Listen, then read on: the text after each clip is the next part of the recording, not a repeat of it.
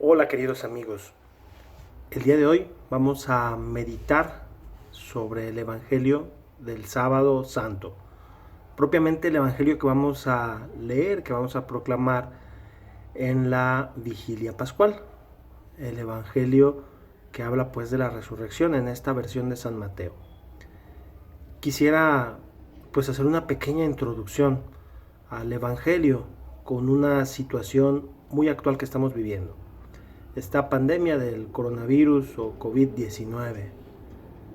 He escuchado a más de alguna persona decir, pues qué triste esta Semana Santa, qué difícil, pues no va a ser igual el celebrar la resurrección, no vamos a estar alegres. Qué pena que esa sea la mentalidad de algunos cristianos, qué pena que esa sea la idea de algunas personas, porque el mejor motivo para estar alegres es la resurrección de Jesús. Es el motivo central de nuestra fe. También lo dirá San Pablo. Ya la muerte no tiene dominio sobre la vida. El aguijón de la muerte ya no está sobre la vida. Y si vivimos, en el Señor vivimos. Y si morimos, en el Señor morimos. Entonces, sí valdría la pena replantear nuestra situación.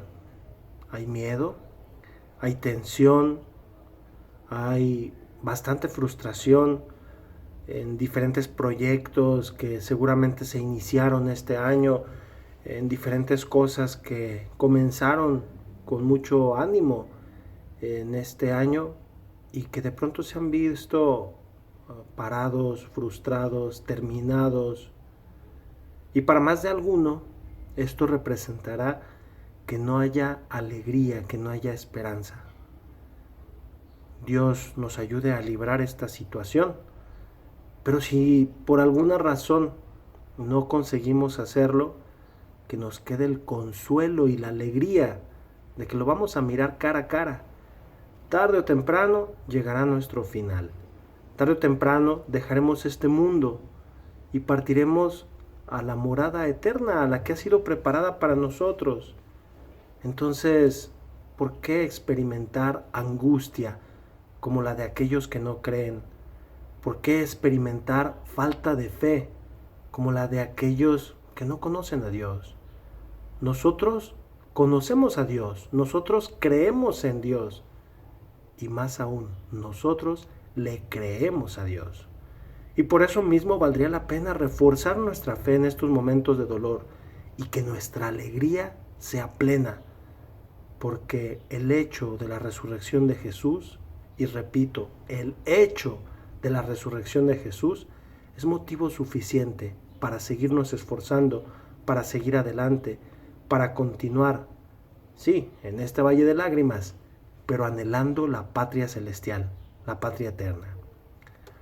Ojalá que esta invitación cale en lo profundo de nuestros corazones y que esta Pascua que vamos a vivir de manera diferente realmente nos anime, realmente nos transforme, realmente cale y nos ayude a confiar en Dios y nos ayude a alegrarnos realmente.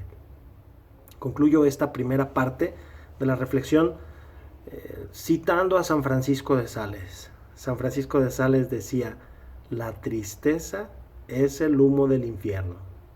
Entonces no permitamos que ese humo del infierno, que esa angustia, que esa ansiedad permee en nuestras vidas, permee en nuestros corazones. Que por el contrario la fuerza del Señor, su alegre resurrección, nos fortalezca y anime para seguir perseverando hasta el momento en que Él lo tenga determinado. Muy bien, ahora vamos a continuar entonces con la lectura del Evangelio haciendo alguna reflexión al respecto.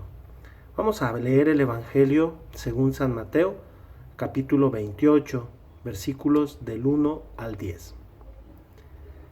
Transcurrido el sábado, al amanecer del primer día de la semana, María Magdalena y la otra María fueron a ver el sepulcro. ¿Para qué iban al sepulcro estas dos mujeres? Alguien diría, bueno, ya pasó la Pascua porque el sábado era el día en el que se celebraba la Pascua. Entonces, ¿a qué van estas mujeres al sepulcro? No tienen asunto, aparentemente. Pues sí que lo tienen. Hay que recordar que cuando Jesús es desclavado de la cruz, cuando Jesús es sepultado, ha sido todo de una manera muy provisional. Entonces, lo que pretendían ahora estas santas y piadosas mujeres, las dos Marías, pues es ir a abrir el sepulcro, en la medida de lo posible ellas o con la ayuda de alguien más, porque ya pasó el sábado y hay que recordar que el sábado en la tradición judía se debe de guardar, no es para hacer ningún trabajo, entonces pues hasta el día siguiente. Entonces ya transcurrieron 3 días, Jesús muere el viernes, es sepultado, todo el viernes, todo el sábado y hasta el siguiente día, la madrugada del día domingo, con toda probabilidad pues se levantan, van para abrir ese sepulcro, para lavar el cuerpo de Jesús, así tal cual, con agua, que era lo más común, lo más normal, y una vez limpio el cuerpo de Jesús, una vez libre de la tierra, la sangre, todo aquello que pudiera contener, pues entonces sí, con mucho cuidado, ungirlo con diferentes perfumes, aceites, precisamente para hacer que su cuerpo perdurara, para provocar o para evitar pues una corrupción tan repentina. Ese es el motivo por el que van tan temprano. Dice el Evangelio, de pronto se produjo un gran temblor, porque el ángel del Señor bajó del cielo y acercándose al sepulcro hizo rodar la piedra que lo tapaba y se sentó encima de ella. Esto es bastante interesante porque dice, de pronto se produjo un gran temblor. Pero el temblor, según el Evangelio mismo, no es por la piedra. Sin duda que no era una piedra pequeña como pudiéramos imaginar, sino una piedra verdaderamente grande, redonda, con la cual se cubría, no herméticamente, pero pues lo más que se podía, la entrada del sepulcro. Un sepulcro escarbado en piedra, en donde normalmente se recostaba por dentro al difunto. Y pues básicamente el deseo es encontrarse con Jesús. Pero el ruido, el estrépito, no es por la piedra, que se rueda, sin duda, es por el ángel. Y alguien dijera, bueno, ¿y por qué el ángel? ¿Qué tiene, por qué tendría que ser un ruido por el ángel? Mateo es el más judío de los evangelistas, si así lo queremos decir. Entonces Mateo va a retomar bastante la tradición judía y va a tratar de mostrar el evangelio, pero desde su óptica judía. Y eso no es para nada malo, por el contrario, es algo maravilloso porque San Mateo está describiendo, está explicando, está diciendo todo desde su propia perspectiva. Ahora bien, ¿qué significa este ruido, este temblor? Un gran temblor. Significa una teofanía. La teofanía es la manifestación de Dios. Entonces, el ángel, al hacerse presente, está haciendo presente a la divinidad, está haciendo presente a Dios. Y el hecho de que estas dos mujeres escuchen el temblor significa 2 cosas. Primero, que se encuentran ante la presencia de Dios, que sea donde sea, están en un lugar sagrado, porque Dios está ahí en medio de ellas. Y segundo, que son 2 mujeres. ¿Y qué tendría de especial eso? Hay ocasiones en las que estamos solos y de pronto escuchamos algún ruido, alguna cosa, y nos pudiera ocurrir el preguntarnos, ¿realmente ocurrió este ruido o me lo imaginé? Pero cuando estamos 2 personas, solemos preguntar si de pronto se escucha algún ruido, alguna cosa extraña, solemos preguntar, oye, ¿no escuchaste eso? Esperando una respuesta afirmativa, claro. Y si el otro dice, no, pues yo no escuché nada, entonces nos cuestionamos si lo que hemos oído es real o no. Esto mismo ocurre con estas mujeres, porque si bien es una manifestación de Dios la que están experimentando, no es de una sola, sino de las dos. Entonces, no pueden estar locas, no pueden estar imaginando, no pueden estar fantaseando, sino que es una experiencia real. En el Antiguo Testamento, para dar testimonio, se requería de ir dos varones, dos hombres. Para dar un testimonio de que realmente algo había sucedido, al menos dos personas, dos varones. Las mujeres no podían testificar. Desafortunadamente esa era la legislación de los judíos. Pero en este caso, Jesús toma lo sencillo, lo humilde. Sin embargo, son dos mujeres. Sigue presente esa tradición de que son dos, de que no es alguien a quien se le figuró, quien de pronto escuchó algo, sino que son dos. Esto para probar la realidad de lo que está sucediendo.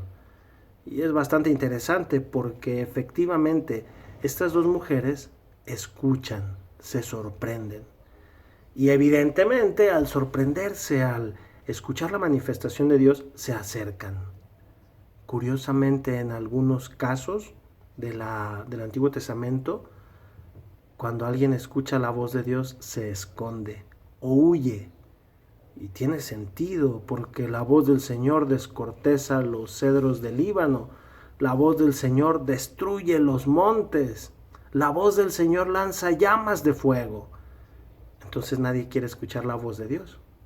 Incluso cuando Dios se manifiesta en el Sinaí, que le habla a Moisés, comienza un ruido tremendo, un estrépito, temblores y demás, y el pueblo que está abajo le dice a Moisés: mira, que Dios ya no nos hable, mejor dile a Dios que te hable a ti y ya tú nos dices qué es lo que quiere Dios. Porque efectivamente la manifestación de Dios solía o conllevaba estruendor, un misterio tremendo y a la vez un misterio fascinante. Sin duda que esta situación es la que se experimenta en la presencia de Dios. Por una parte, un temor absorbente, sobrecogedor, pero por otra parte un amor, una fascinación grandísimos. Y en esta concepción judía, estas mujeres, lejos de correr, que muchos pudieran haber hecho eso, o pudiéramos haber hecho eso, ellas se acercan a ver qué es lo que ocurre. Y dice que encontraron a un ángel sentado en la piedra que había rodado él. Dice que sobre el ángel, nos dice el Evangelio, su rostro brillaba como el relámpago y sus vestiduras eran blancas como la nieve. Su rostro brillaba como el relámpago. Tan solo de imaginar un relámpago pudiéramos asociar un rostro fulgurante, intenso, evidentemente de un resplandor, blanco, tremendo, al igual que sus vestiduras. Pero ¿qué significa el color blanco en la Biblia? Tiene diferentes acepciones. Por una parte significa riqueza, poder. Para la tradición oriental es muy común traer una túnica, andar en el desierto con su túnica, incluso hasta nuestros días. Puede uno mirarlo en Jordania o incluso en Egipto, en países árabes. Es muy común ver a los árabes, a los mesorientales con sus túnicas. ¿Pero qué tiene que ver con la riqueza? Bueno, una persona que no tiene mucho dinero, pero que está expuesta todos los días al polvo del desierto, camina con una túnica gris, con una túnica oscura, de tal manera que el polvo no hace que se vea sucia su túnica. Y a lo mejor pueden tener ya mucho tiempo con ella y no pasa nada, porque tan solo la sacuden un poco y no pasa nada, no se hace notar lo sucio de la túnica. En cambio, una persona rica se viste de blanco, porque apenas hay una mancha, apenas sale y se ensucia el polvo, el lodo o la comida misma. ¿Y qué tiene que hacer? Cambiarse. Pero como es un rico, entonces con toda seguridad tiene otra túnica o quizá otras túnicas. Un rico entonces se viste de blanco para mostrar su poder, para decirles, miren, traigo una túnica blanca y si no está sucia es porque tengo varias y puedo cambiarme las veces que quiera en el día. Una persona pobre, con toda seguridad, si acaso tiene otra túnica y entonces usará una un tiempo y pues se ensucia, se estropea, bueno, pues hay que lavarla, remendarla y mientras tanto usa la otra, pero porque es pobre, entonces nadie va a notar en un color opaco el que sea el que esté sucio, pues no se va a notar mucho, pero en el blanco sí. El blanco también en la Biblia es una señal de divinidad. Dios normalmente cuando se aparece, cuando se manifiesta, cuando manda a sus santos ángeles, lo hace en esplendor, en luz. Entonces el blanco se asocia precisamente a los seres espirituales, a aquellos que se encuentran con Dios. Bastaría echar una ojeada al Apocalipsis y darnos cuenta de los jinetes, de la novia, del cordero, y todos ellos usan precisamente un color blanco para mostrar efectivamente esa realeza, para mostrar esa divinidad. No que sean todos Dios, evidentemente que no, pero se encuentran en ese ambiente de la divinidad, en ese ambiente divino que solo le pertenece a Dios. Entonces, si bien este ángel que se manifiesta, que se aparece, no es Dios, porque no nos lo dice así el Evangelio, pero sí viene de un ambiente con Dios, de un ambiente de Dios. Entonces, por eso su vestidura blanca, su rostro como el relámpago. Tan solo de imaginar un rostro así de fulgurante causaría espanto, impresión, pero también profunda reverencia. El Evangelio continúa diciendo que es Él el que se dirige a ellas, porque bastaría pensar a estas mujeres, mirar a un ser espiritual de esta naturaleza y querer correr. Pero el ángel, dice el Evangelio literalmente, su rostro brillaba como el relámpago y sus vestiduras eran blancas como la nieve. Los guardias, atemorizados ante él, se pusieron a temblar y se quedaron como muertos.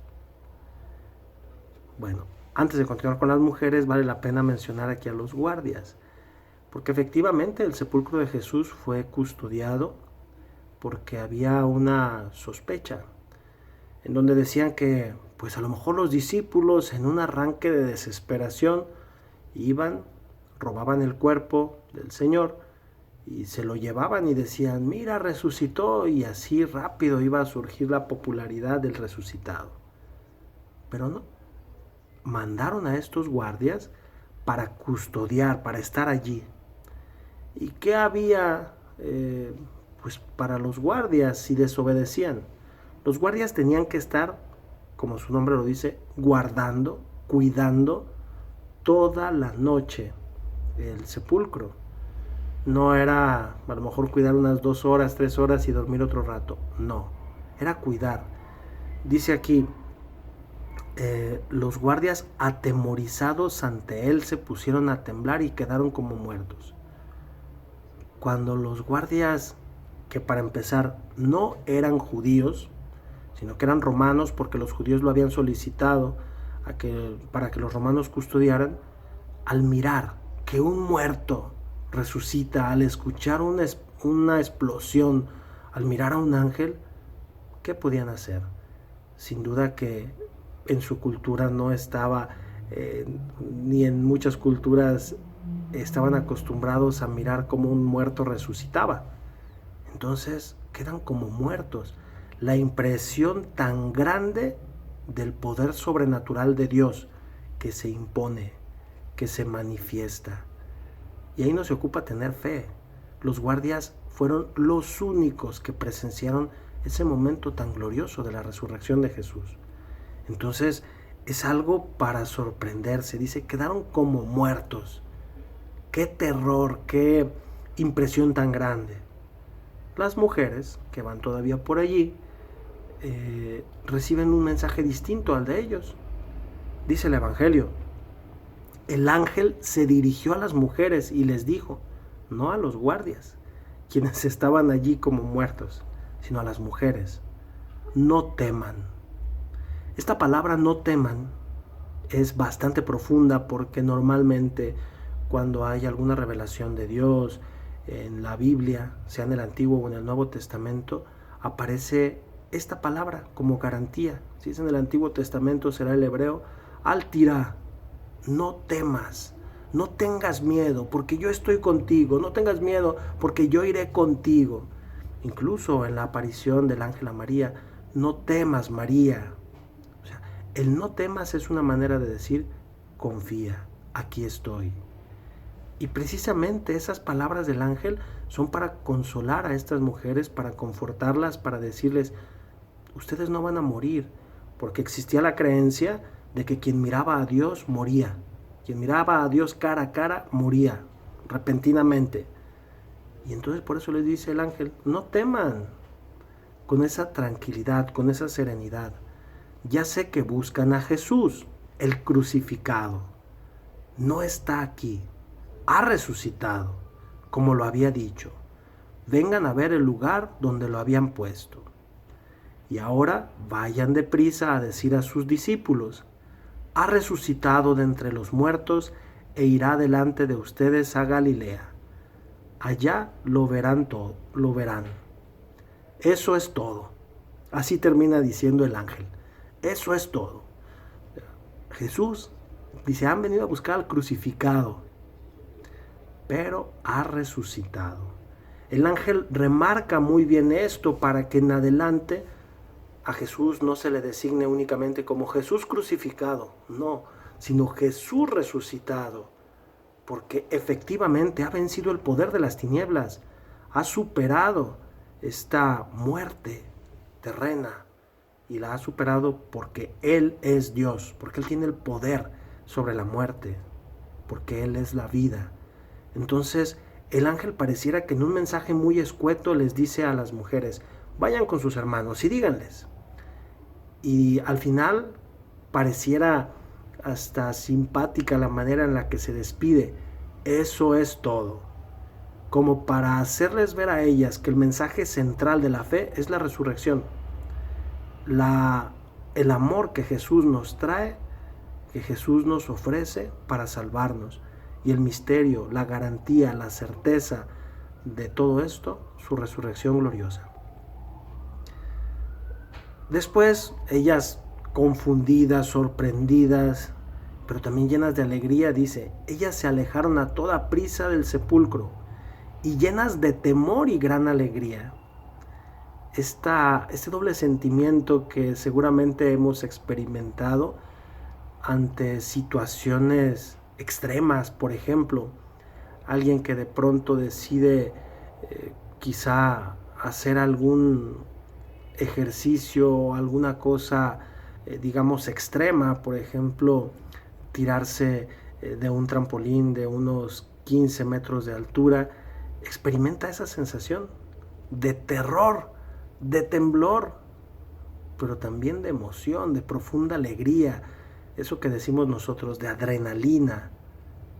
Y es esa la situación que están viviendo las mujeres, porque dice, llenas de temor y de gran alegría. O sea, por una parte, ¿cómo les van a explicar a los discípulos? ¿Cómo les van a explicar a los apóstoles? Es que hemos visto a un ángel y nos ha dicho esto, y Jesús está vivo. ¿Cómo lo van a hacer? Es algo bastante complicado, pero también bastante maravilloso. Y eso le da sentido a sus vidas.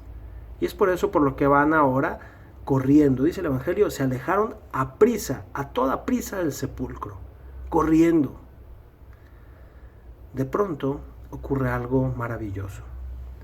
Corrieron a dar la noticia a los discípulos, pero de repente Jesús les salió al encuentro y las saludó.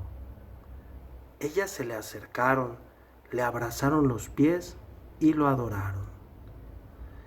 Eso es bastante maravilloso y sorprendente. ¿Por qué lo abrazaron los pies? ¿Por qué mejor no lo abrazaban al cuello, la cintura, como solemos abrazar? ¿Por qué a los pies? Porque seguramente la presencia de Jesús fue tan imponente, tan grande, tan fuerte, que cayeron rostro en tierra, que no supieron qué hacer.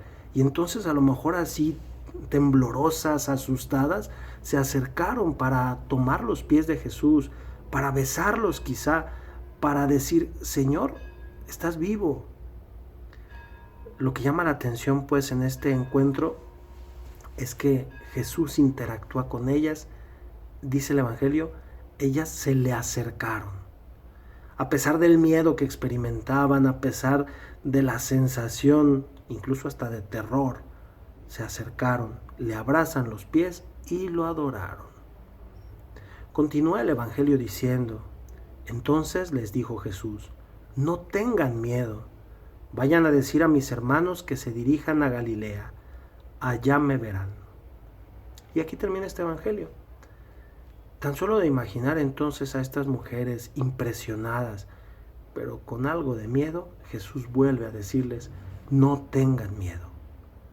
Jesús, que sin duda sufrió de manera terrible la humillación, la corona de espinas, los azotes, las burlas, que incluso fue traspasado con la lanza, ahora está vivo y vivo para siempre. Tan solo de pensar una situación análoga, de pronto que haya alguna confusión y nos digan, fíjate que falleció esta persona, y nos quedamos en la mente con que falleció esa persona y al tiempo resulta que lo vemos y lo encontramos y quizá con asombro nos acercamos, oye, ¿cómo estás? ¿Estás bien?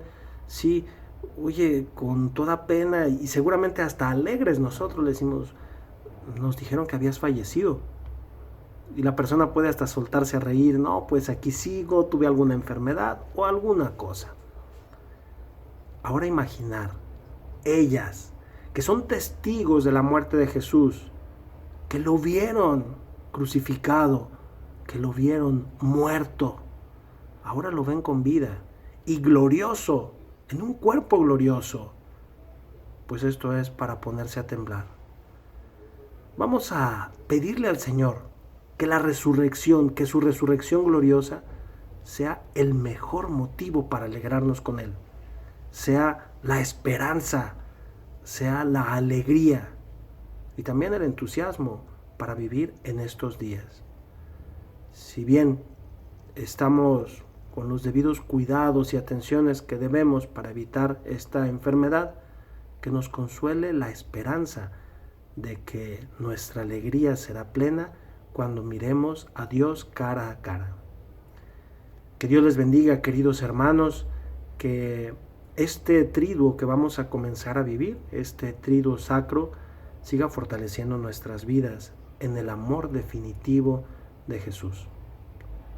Que podamos realmente resucitar con Jesús. Que Dios les bendiga.